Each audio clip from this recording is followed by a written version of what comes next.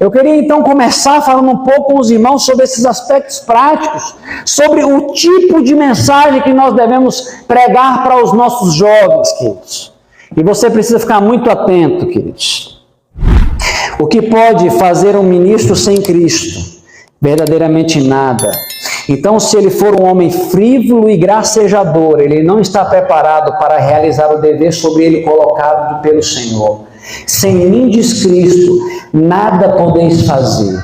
As palavras levianas que lhe saem dos lábios, as frívolas piadas, as palavras pronunciadas para provocar riso, são todas condenadas pela palavra de Deus e estão inteiramente fora de lugar no púlpito sagrado. Aqui não é lugar de piadas.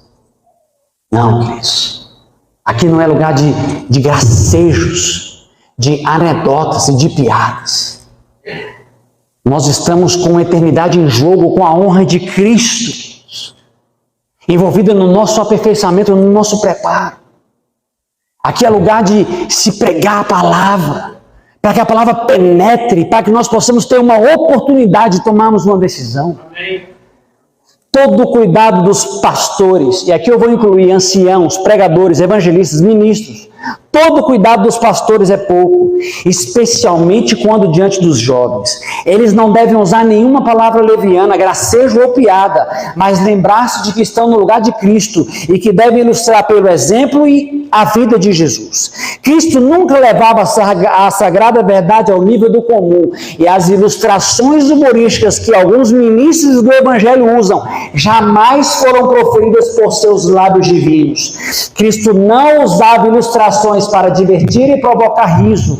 O Mestre Divino não usava ilustrações que projetassem a menor sombra sobre a alma. As suas palavras eram do mais puro e elevado caráter. Ele nunca condescendeu em pronunciar algo cômico a fim de chamar a atenção do público.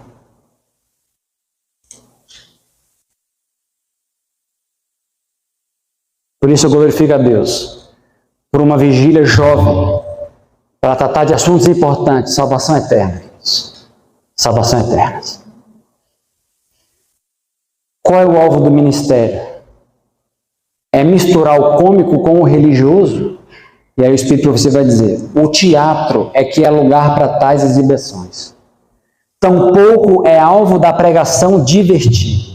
O povo precisa de ração pura, completamente limpa da palha. Pregar a palavra foi a recomendação que Paulo deu a Timóteo, e essa é também a nossa comissão. O ministro que mistura o contar piadas com seus sermões está usando fogo estranho. Deus é ofendido e desonrado a causa da verdade, quando os seus representantes descem ao uso das palavras banais e frívolas.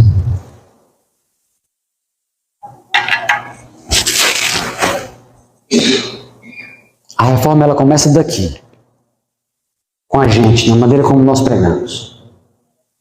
Você que prega o Evangelho, você é o primeiro a dar o passo, trazendo para a igreja a solenidade do momento que nós estamos vivendo. Os nossos vizinhos não conhecem a mensagem. A nossa comunidade aqui de Formosa não conhece a mensagem. E nós precisamos nos preparar. E não conseguiremos nos preparar com brincadeira, piada. Não conseguiremos. Mas aqui a palavra também diz que nós não vamos ter homens ríspidos em nosso meio. Mas nós vamos ter homens tratáveis, amáveis, que repreende os irmãos, mas está chorando com eles, que exorta, que consola, que estende a mão, que quando é preciso chamar, chama, queridos, mas que está junto nas obras. É o primeiro a fazer o evangelismo, é o primeiro a estar na recolta, é o primeiro a visitar, dar estudo bíblico para os irmãos, é o irmão que está limpando a igreja. Ele mostra que ele é participante com a igreja nos seus sofrimentos, na sua organização, ele se doa. Então ele, sim, queridos, tem que trazer a mensagem que tem que ser trazida para a igreja. A palavra diz assim, os pregadores eles não devem ter escrúpulos para pregar a verdade, tal como se encontra na palavra de Deus. Deixem a verdade cortar, que a verdade saia.